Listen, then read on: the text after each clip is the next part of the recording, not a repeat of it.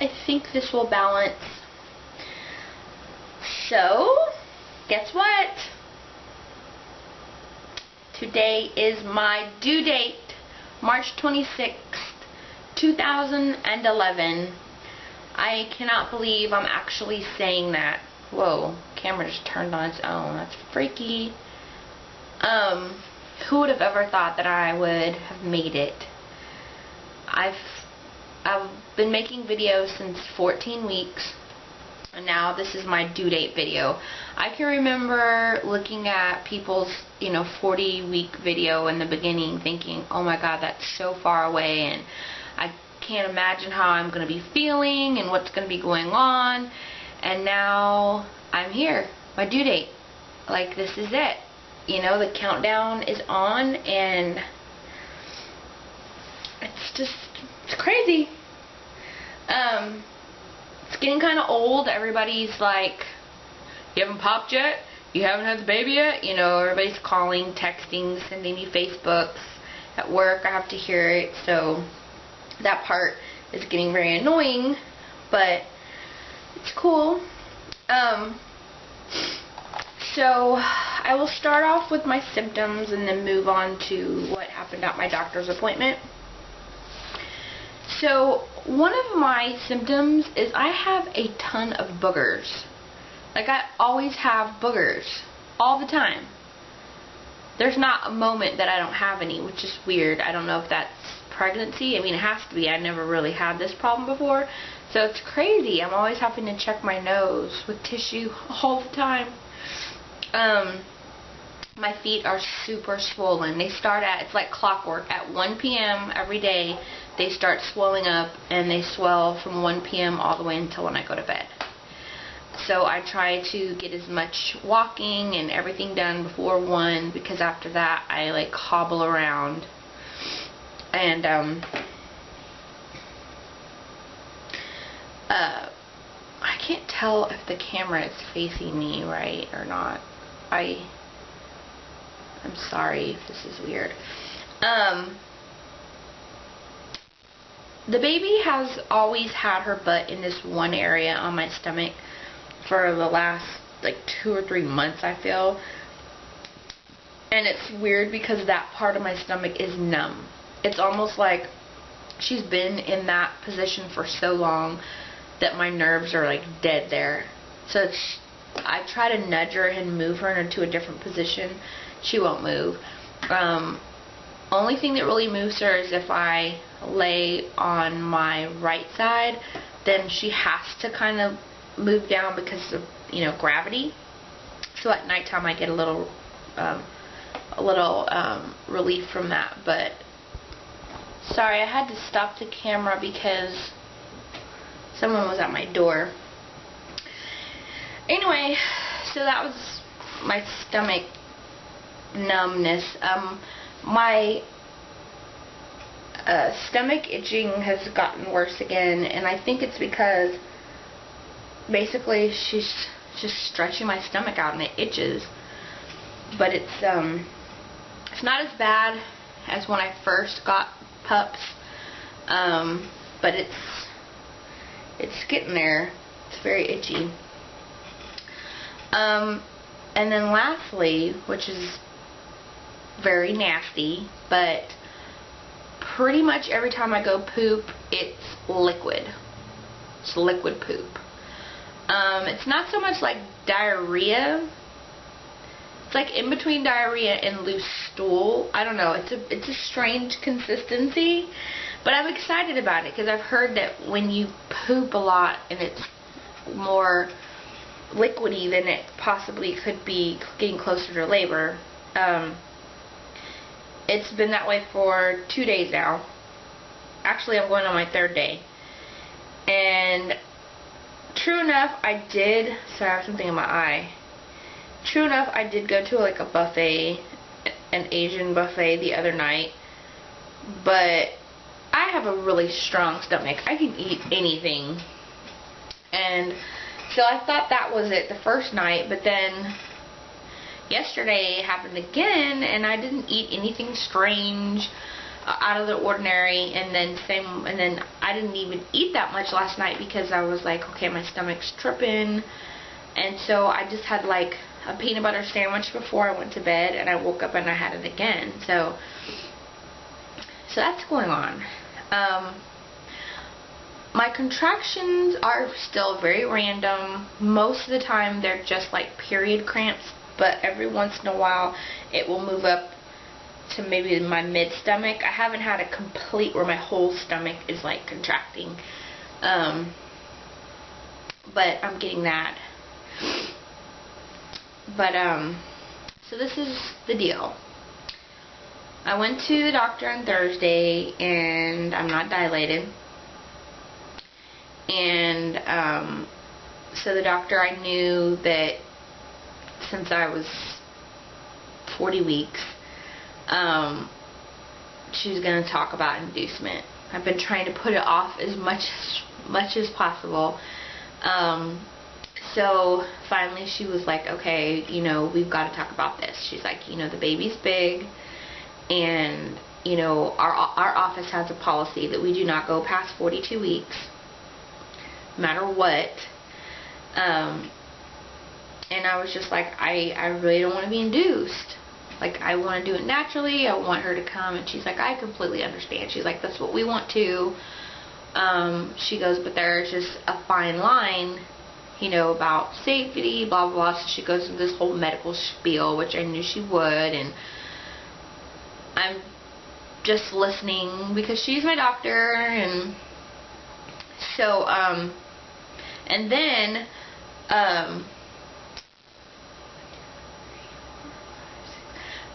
at 42 weeks, she will be out of town. She's going out of town on the 6th, and I think I'll be 42 weeks on like the 8th or 9th, I want to say. 1, 2, 3, 4, 5, 6, 7, 8. The 9th.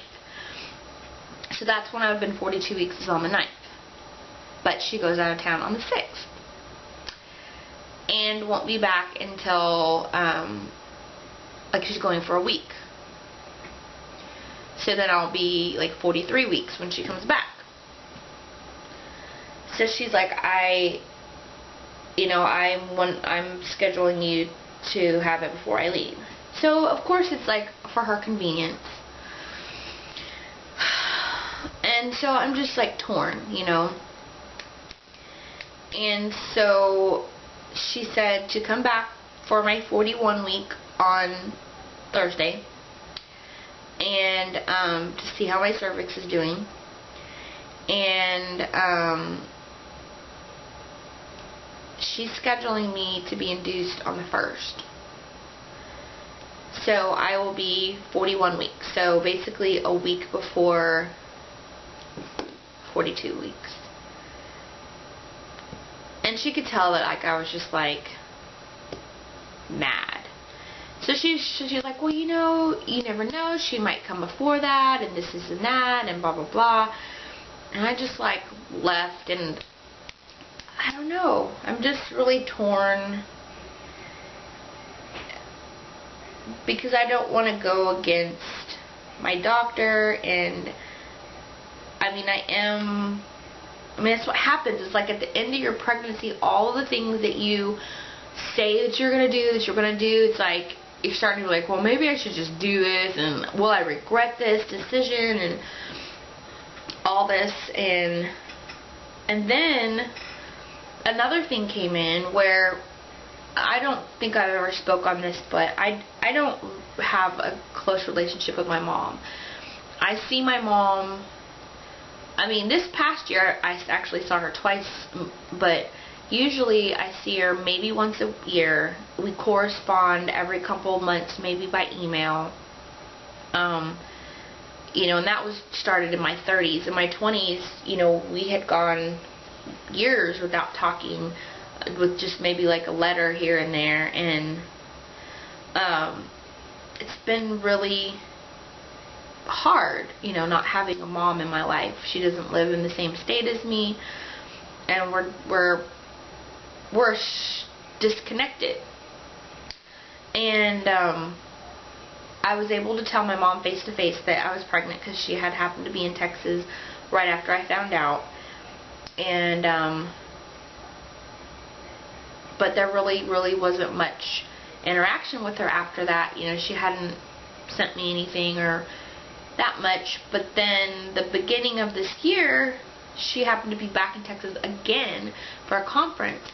So we met, and so we had lunch, and then after that we started texting. So every couple of weeks she would text to be like, how are you doing? And it was like the most, you know, connection we had in a long time. And so all of a sudden, like 2 weeks ago, she's like, we're going to be back in Austin the weekend of the 1st.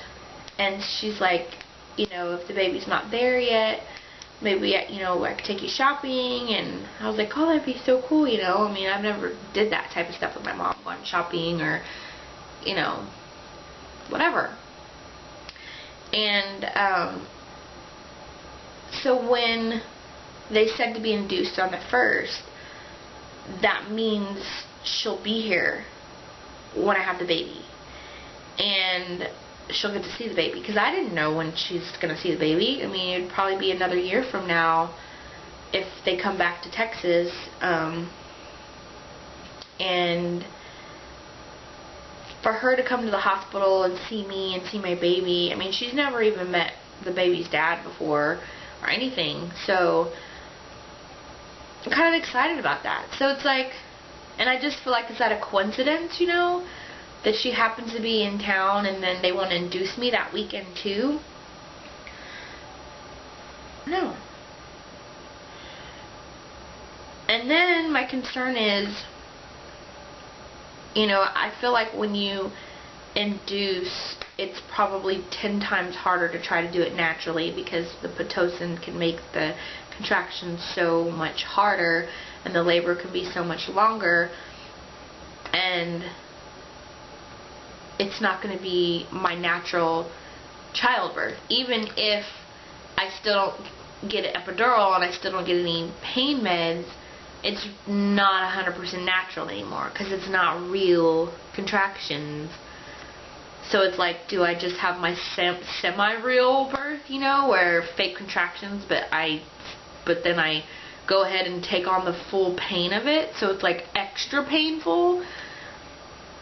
Like, what will I feel okay with afterward, you know? Like, when I look back, am I going to have any regrets? And a lot of times I see people say, you know, well, whatever it takes to get the baby there, that's the most important part, is that's all you'll care about.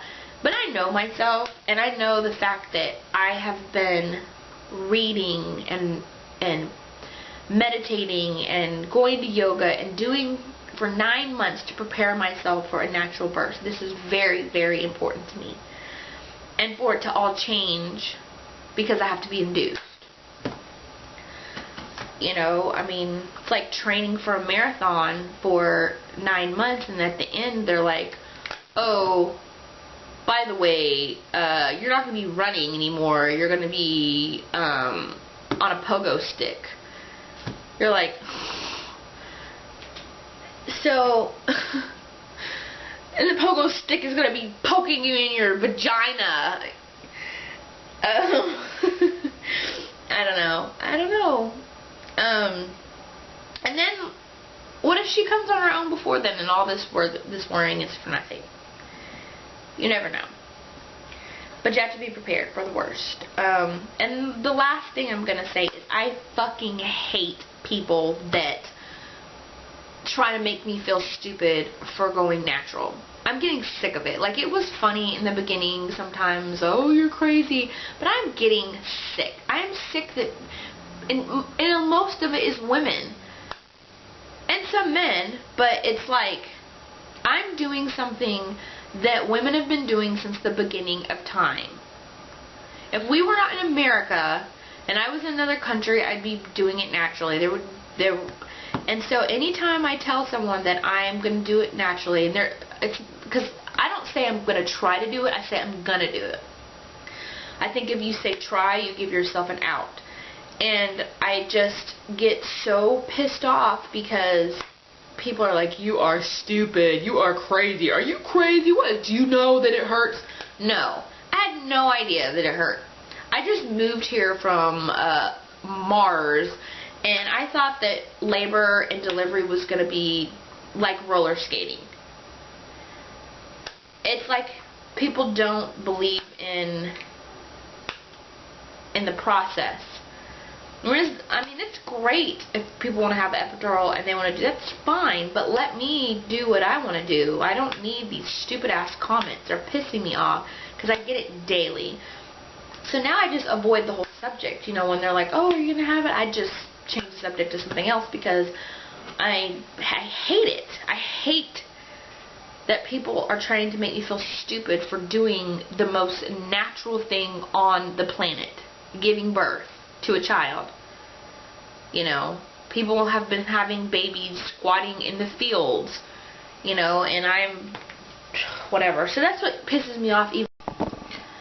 Okay, so my battery went dead, but that was probably good because I was going on a complete crazy rampage, and I'm just very